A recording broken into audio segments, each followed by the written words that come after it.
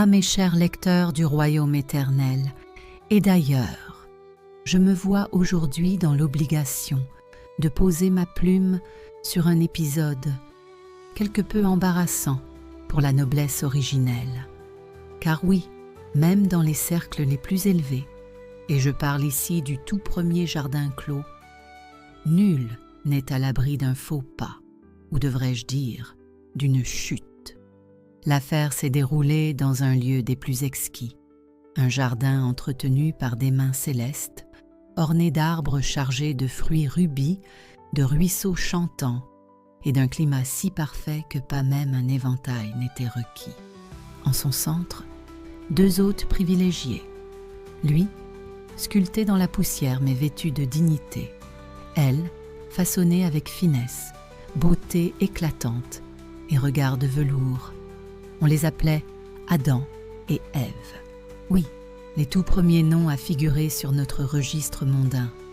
Et pourtant, dans cet Éden sans ragot ni rivalité, une rumeur sourde s'est mise à bruisser.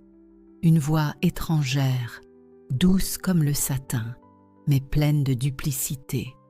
Ce n'était pas un noble, ni même un simple courtisan.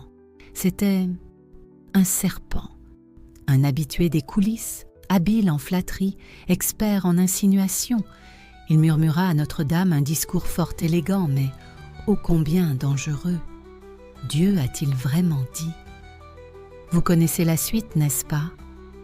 Un fruit défendu, brillamment lustré, suspendu à la branche de l'interdiction, un croc, un regard échangé, une bouchée, et puis le silence, le genre de silence pesant qui s'installe après qu'une dame a franchi la ligne invisible de la décence céleste.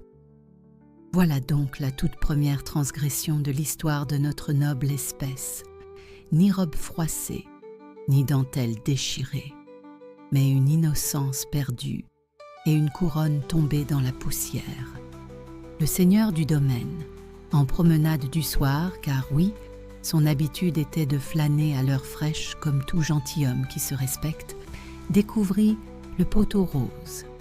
Adam tenta de rejeter la faute. Ève plaida l'astuce du serpent. Et le serpent, oh, lui resta muet, comme tout bon fauteur de trouble une fois l'acte accompli. La sentence fut prononcée avec cette autorité royale que nul ne saurait contester. Le jardin, fermé, l'accès gardé, et l'humanité envoyée en exil.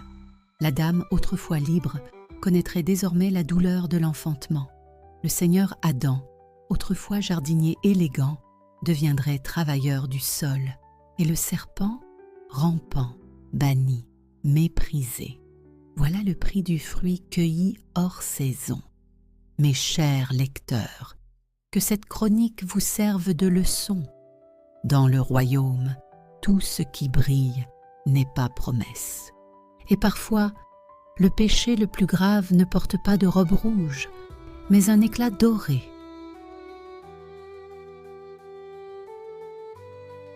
Lady Bénédicte d'Altaverna, toujours attentive aux faux pas, même au paradis.